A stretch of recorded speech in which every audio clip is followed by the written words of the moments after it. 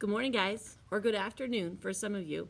Today I'm going to be reading to you out of our textbook from chapter 2. We're going to be reading section 2.3, where it says the first communities of early civilizations. So I'm going to read to you right now. Hopefully, you have headphones on and you are listening to me. Hopefully, your book is open in front of you.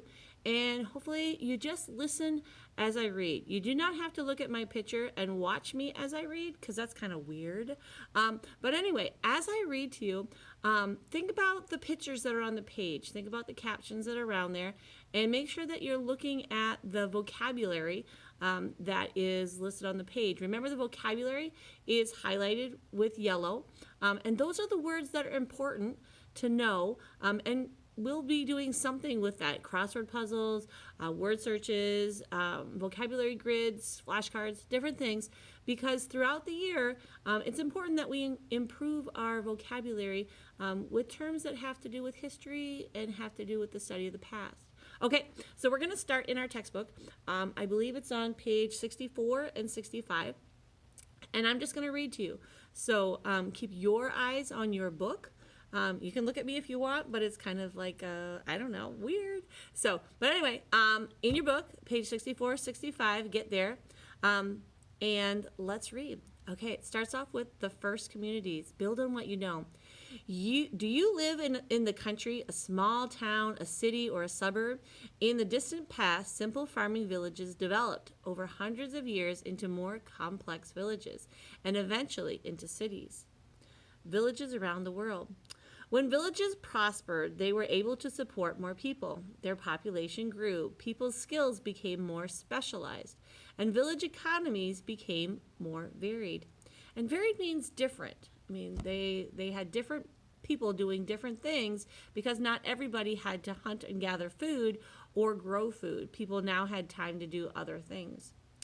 Surplus, boost development. As agricultural techniques improved, farmers sometimes produced surpluses or more than what they needed to survive. For example, farmers might grow more grain than their family or village could use. The extra was an economic surplus. Surpluses in early farming villages were not limited to food. Surpluses also included materials for making cloth and other products. Sheep raisers, for example, might have had a surplus of wool. Surpluses of food and other materials in good seasons help villages survive the bad seasons. All right, let's turn the page to page 66. People developed different skills. As farmers began to produce surpluses, not everyone had to raise food. Hey, that's what I just said. Pretty cool. It's in the book. All right. People began to specialize in other kinds of work. A specialization is a skill in one kind of work. Potters and weavers probably were among the first to specialize. They made products that everyone could use. Potters made vessels for carrying and storing water and food. Weavers created cloth from spun cotton, wool, and flax, a plant from which linen is made. Potters and weavers traded their products for food. Certain people in the community were regarded as holy. These holy people or shamans interpreted natural events such as rain or fire, and they explained the meaning of a good or bad harvest. They also were helpers. They were thought to be in contact with the spiritual world. Such people evolved into the priests of the first cities. The way of life in the village was new and very different. Hunter-gatherers led a nomadic life, moving from place to place. Villagers settled in one place and no longer depended on hunting and gathering for food. Instead, farmers worked to raise enough food for everyone in the village. Work became more specialized, with non-farmers trading their goods and services for food. Simple villages grow more complex. Surpluses and specialization led to the growth of villages. Life became more complex in certain villages as they developed. A changing way of life. Extra food and other supplies meant that more people could live together. In this way, surpluses encouraged the growth of villages and population. Surpluses also led to an increase in trade. People in one village might trade their surplus of food for the surplus of tools in another village. page 67. Workers became more specialized. Potters, weavers, and other craftspeople often spent years learning their skills. People trained in skills or crafts were called artisans. Carpenters, toolmakers, clothmakers, potters were all artisans. People with similar skills developed into occupational classes. In this way, specialization led to the development of social classes. A social class is a group of people with similar customs, background, training, and income, such as farmers, craftspeople, priests, and rulers. And as ancient communities grew into larger villages, people felt the need for laws and leadership to keep order and settle disputes. People sometimes developed early forms of government. Whoa, crazy.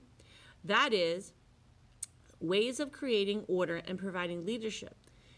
Early humans made laws to make their communities both safer and more stable. From simple village to complex villages. A complex village had a larger population than a simple village, with more people living closer together. The larger population had a greater supply of skills, ideas, and needs. As a result, life in a complex village was more varied and complicated than that in a simple village. Kind of makes sense. More people, more problems, more needs, more food, more waste, all kinds of cool things. Let's figure out what life was like. All right, let's read on 67. Life in a complex village. Complex villages were not like the cities of today. Although one of these villages may have had as many as 5,000 people in it, it would be quite small at today's standards. However, thousands of years ago, a village with a population of 5,000 people would have been very large. Technology was still in the early stages. Electricity, rapid transit, sewer systems, and concrete buildings that support today's huge city populations were not there. In ancient times, these tools and technologies had not yet been invented. Most farming villages had only a few hundred inhabitants. Okay, if you look at the chart on the bottom of page 67, it's rather important. It says large population, beginning of government, public buildings, specialized workers, social classes, and trade. Those are important things to know what they look like for a complex village, because I know there's a question on your test coming up. So take a second and look at that blue and yellow graphic organizer on the bottom of 67. And look at how they had thousands of people, they had leaders and laws, they had shrines and other buildings, they had artisans and social workers, they had groups with similar training and income, and they exchanged their surplus to get things they needed from other villages around. Okay, we're going to turn the page to page 68. Only 2 pages left, guys. We're almost done. All right, the top of page 68 says primary source. Remember, we were learning about primary sources and secondary sources. And this is a look at a couple primary sources and how they were important to early civilizations. So let's read that blue box. All right, artifacts. Primary sources include artifacts or objects from the past. Artifacts include tools, weapons, sculpture, and jewelry made by human beings. These objects can tell us much about the ancient past, people, and their culture. The seal at the top was found at a burial site in Catalhayuk. It was used as a stamp to show ownership. None of the designs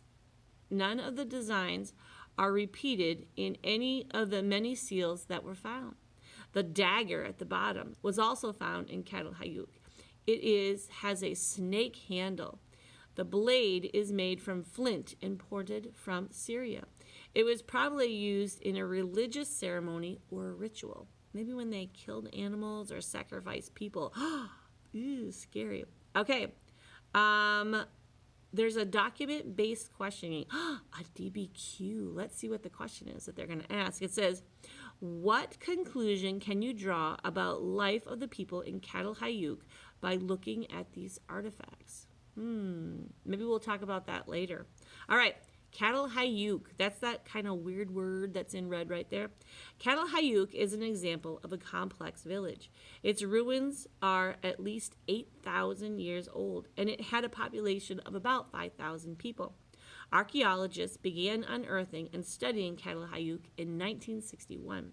That's before I was born, long time ago. Catalhayuk is located in Turkey, where agriculture developed fairly early. The bones of many water birds found at Catalhayuk suggest that the village was built in a marshy area. Farming probably took place in the outlying area. The village develops. Although Catalhayuk had a small population, its size has yielded evidence of a complex village life of its dwellers. The layout of the village shows that people lived in clusters of permanent buildings. Houses had similar floor plans, although the bricks used to build them varied in sizes. Other buildings served as shrines where religious ceremonies took place. Wall paintings in the shrines have religious meanings, and small amounts of charred grain and other offerings to the gods show that these buildings were sacred places. The people of Catalhayuk developed special skills, such as making tools. Artisans also created luxury items such as mirrors and metal beads. They produced cloth, wooden vessels, and simple pottery. Artists created murals on the clay walls of many buildings. Specialization established Catalhayuk as a center of trade, culture, and influence. If you look at the picture in the corner of page 69, there's a big red bull, and it says, "This painting shows a big red bull surrounded by humans. It was painted on the inside wall of a shrine in the village of Catalhayuk." Kind of like the cave paintings that we looked at from Lascaux in France, where they painted animals and different things on the walls of their sacred caves. Pretty cool. All right, lesson summary. Let's see what's important. Improved farming techniques established village farmers enabled. Wow, I can't hardly read this one. Let's try that one again. Improved farming techniques enabled village farmers to grow surplus of food. Remember, surplus of food is more than what they need, so they can trade that extra for something else that they need. All right, simple villages sometimes grew into complex villages. Cool. And Catalhayuk is the site of an early complex village. Why does it matter? The development of complex villages was an important step in the change from simple villages to cities. Cool. All right, so right now I would like you to get out a piece of paper, and I would like you to answer questions number 1, 3, 5, and 6. So 1, 3, 5, and 6. Remember, you're 7th graders. So you're going to take that piece of paper, you're going to put your name at the top of it, you're going to put page 69, and you're going to put 1, 3, 5, and 6. And you're going to answer those questions using complete sentences, right, guys? Because you're 7th graders. All right, when you're done with that, I would like you to put that paper in the hour box, and I will grade it tomorrow, okay? So take your time and make sure that you're using complete sentences, and then when you're done, put it where it needs to go. All right, see you guys. Hope you're having a great day. Bye.